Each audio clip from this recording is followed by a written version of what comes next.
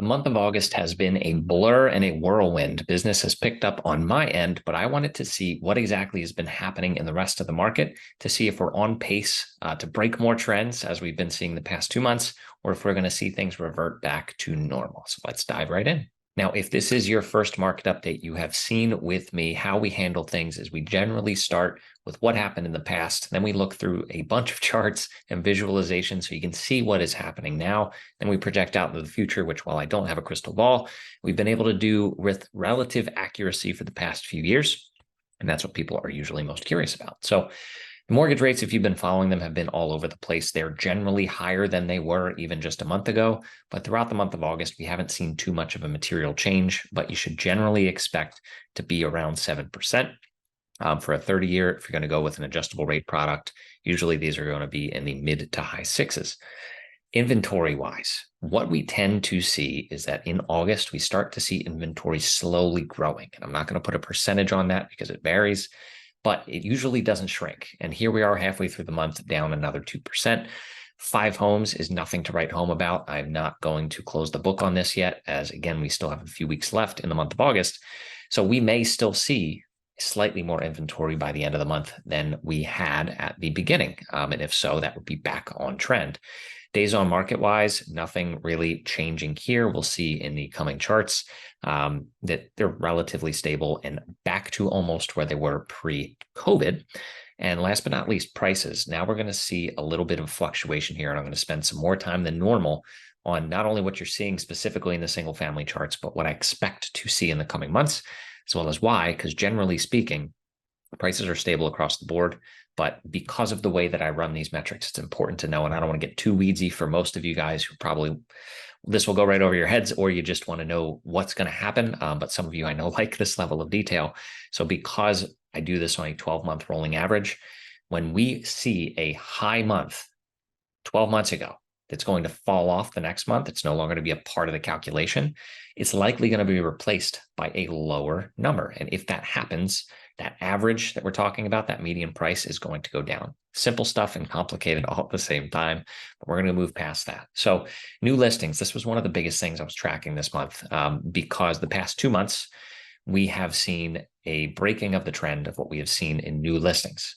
They've dropped substantially the past 2 months. Now, in August, usually we see an uptick. And while it didn't feel like we've seen an uptick, we actually have. Now, this chart is basically doubled up from what we've actually seen. So let's just say we have 25 new listings so far this month.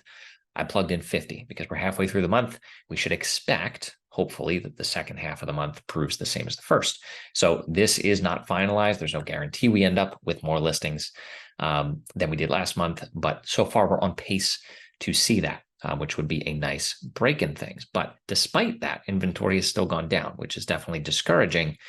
All that means is that demand has stayed consistent. As long as demand stays consistent with new listings, we're not going to see a whole lot of deviation or variation or growth in inventory. So from a pending sales standpoint, this is where this starts to ring true. We so far have roughly half of the number of homes that went under contract in July.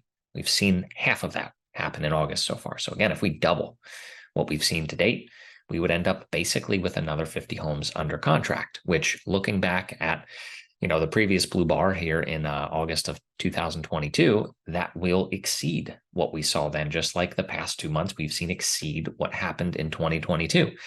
And in 2022, I don't know if you can place yourself back then in the rhetoric that was going around, but that was the end, right? The bubble was going to break, everything was going to come crashing down. And that didn't happen. So now, right, in 2023, where once again, right, the apocalypse is coming, mortgage rates are going to crush everything. Here we have more sales happening than happened last year. So it's a growth in the market, which is not what anybody had expected. It's never guaranteed that that continues, but I think it's important to note that activity has picked up. If we look year over year, we're still lower than we were last year.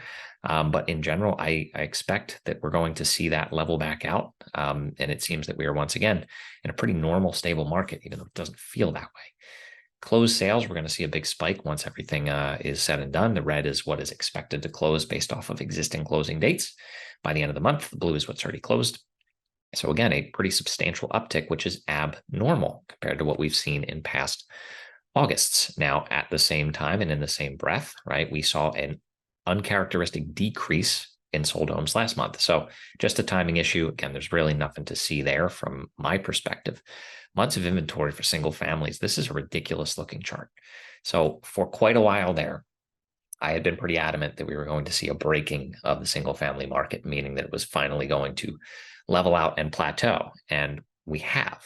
But at the same time, we're now seeing months of inventory dropping way back down because demand has picked way up. We had 20 homes go under contract last month in the month of July, which is about 50% more than normal in an average month, what we would see in the single family world.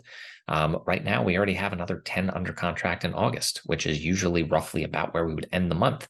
So if the second half, again, holds water compared to what we did so far this month, we would see another substantial, healthy, hardy single family market. And this is why, in my opinion, right, just my opinion, we've seen over the past almost year now, these prices essentially flatten out. And now we even see what is expected to be in the month of August here, a slight decrease in the median price. And what I wanted to spend some time on here, again, is what I mentioned at the beginning.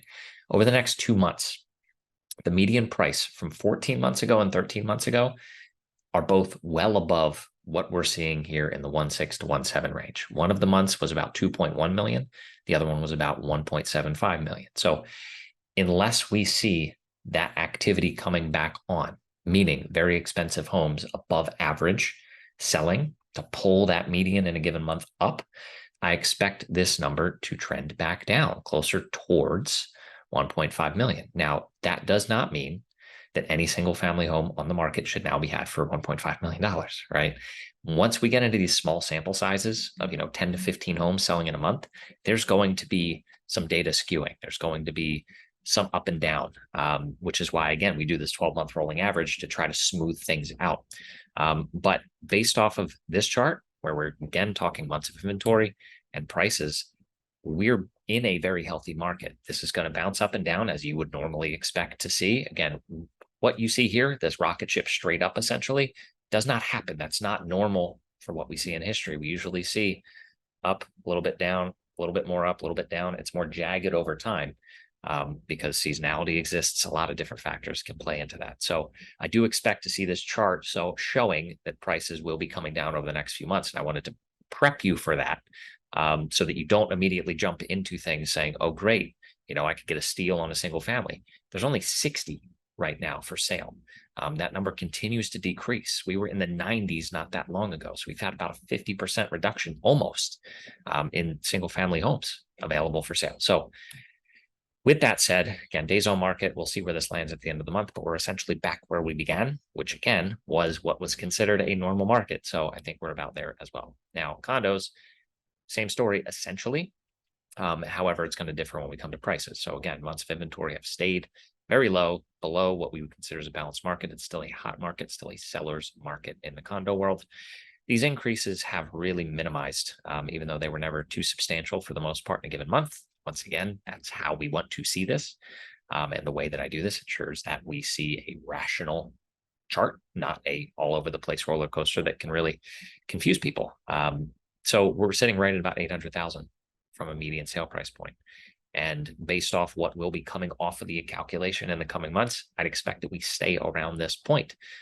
So really in both markets, I think we're really seeing a stabilization, which is, in my opinion, a good thing. Now, that is in the face of high interest rates, right? If interest rates come back down, activity picks up, and those prices should start picking up again as well, because supply and demand is the ultimate guiding principle in any real estate market. So what do we expect from mortgage rates? That is the eternal question. And ultimately, what we're seeing is people are no longer spooked en masse like they were this same time last year in 2022, right? We had lower volume then, less homes going under contract, less homes selling, because this is when we went from 5 to 6 to 7% pretty quickly. As people adjusted to that this time around, we're basically where we were this time last year with rates, but the activity has picked up in the face of higher prices than we had last year. So again, all of this to me screams enough people have accepted where the market is that they're now comfortable taking action, comfortably uncomfortable taking action. That's the term I like to use with people. Nobody loves the price they pay. Everybody that I've worked with outside of one person has been comfortably uncomfortable with the price they got the home for, But once they've become the owner of that property here in Ocean City, they absolutely love it. Best financial decision they ever made, so on and so forth. So we'll see what comes with mortgage rates. One more rate hike is expected by the Federal Reserve. What that will do, time will tell. A whole lot of other factors at play. But I wouldn't expect rates to come back down. And lenders that I talk to routinely agree we shouldn't really expect a whole lot of change until 2024 at the earliest. Now, from inventory, again, it's abnormal that we see a decrease at this point in the month of August, but August is only halfway over. Still time. What I want to focus on is the new listings. So I was just with a client yesterday, and I told them that it didn't seem like new listings had increased the way that I would have expected them to. I hadn't run the numbers yet, but just seeing what I see, checking the MLS on a daily basis, doing what I do, it didn't feel like there had been an increase, but we are on pace to see a substantial increase. So if that happens, 14% more new listings than we had last month would be excellent. Now, again, that does not mean that the perfect home is going to come out there and you are going to be the only buyer for it. So that's a really hard piece to wrap your head around as a buyer right now. Of you want to know what's going to be coming 2, 3, 5, 6 months from now, to not give up on something that isn't the perfect home currently, even though it may be close. Only you can make that decision. And my goal is to give you the advice, the data, the everything to make that decision one way or the other comfortably. But no home is ever truly perfect. There's usually some give and take when you buy a home anywhere, whether that's a primary or a secondary home, like most people are doing here in Ocean City. But what inventory is going to do over the coming months, time will tell. If history serves as any guide, we should see inventory start to creep up. But again, hey, if we end August with yet another break in the trend, my confidence level is going to go way down, that we're going to see our normal uptick in inventory that we tend to have in the fall. So we'll keep a close eye on that. Now, for prices, again, I think I've said enough here that it's all been covered in previous slides, but I do expect general volume to pick back up in September as well. We've seen it pick up sales volume in August, more activity happening. I expect to see more of the same in September. And then days on market, we should stay about where we are. And that is it for today. Hopefully this gave you some peace of mind, or you found some value in this. And if you did, do me a favor and hit the like button below. And if you haven't already, make sure you subscribe to the channel, because I'm bringing you all of this context and detail all the time. And you don't want to miss it if you are looking to buy, sell, or do anything here in the Ocean City real estate market. So feel free to contact me any of the ways you see below down in the description, and I look forward to seeing you soon.